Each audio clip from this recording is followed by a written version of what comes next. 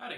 I wanted to share a tip with you today that I've learned along the way from working on my hovercraft back here on how you can reuse great stuff foam more than once. It says in the package that you should expect to get just one-time use out of it, and when you're working on a project like this, or well, heck, you spend $4 on something, you don't really want to use it just one time. So I've figured out, it's not rocket science, but I've figured out how to get multiple uses from it, and it's been pretty successful. The first thing I do is I'll just wipe off the end of the nozzle here with the excess foam that's come out. I just sprayed a little bit in the trash can right before the video started. I'll unscrew the nozzle and you just kind of set it aside for just a second. The secret is to use acetone. It works really well at dissolving the wet foam. Once it hardens, it has to be mechanically removed.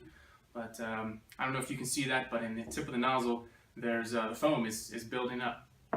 One of the key tools I use is an ice pick. You can use a bamboo scraper, just any, or skewer, excuse me, or just anything that's quite thin.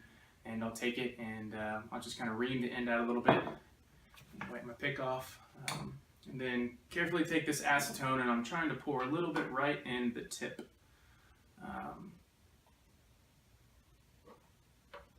So I've got some, the tip is full of acetone right now. I'm just going to let it sit for a while.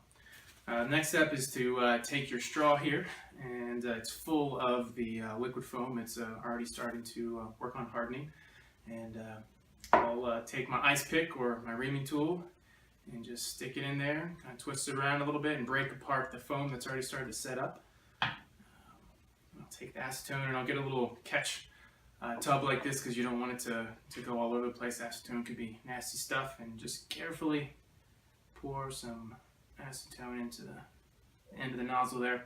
And sometimes it went all the way through this time, but sometimes there's still a little bit of foam that's caught up in there, so the acetone kind of gets caught part of the way down. So sometimes I'll take the tool and have to stick it back up there again. But it went all the way down this time, so I just go about pouring it out into the tip there multiple times, and it's working pretty good. You don't need that much. But one thing I definitely do is put my finger on the end of the nozzle. Actually, it's not on there quite yet.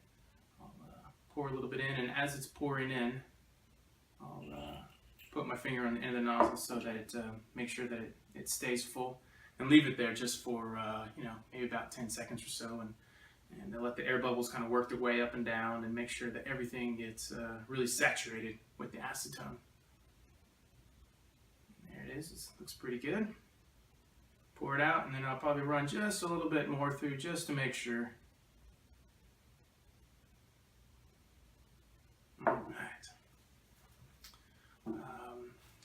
Then I'll just dab a little bit of this paper towel and the acetone that fell off, and clean off the outside of the tube because it gets kind of crusted over, and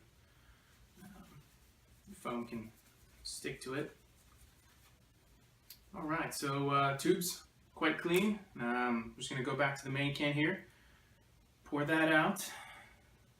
I'm going to clean off my ice pick real quick. Foam was already starting to build up on it, and I'm going to just stick it in here and make sure there wasn't any foam that built up that I didn't know about. You just can't really see in there very well. I'm going to pour the acetone in one more time.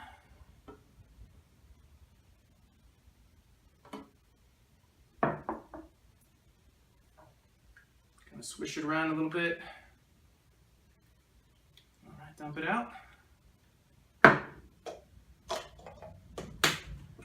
You got a clean can, you got a clean nozzle, you're good to go for however many more times you need it. I've probably gotten 5 or 6 or 7 uses out of it. I have on occasion gotten to where I didn't clean it quite well enough and it did get stuck, but for the most part, it's worked well for me, and I hope it works well for you.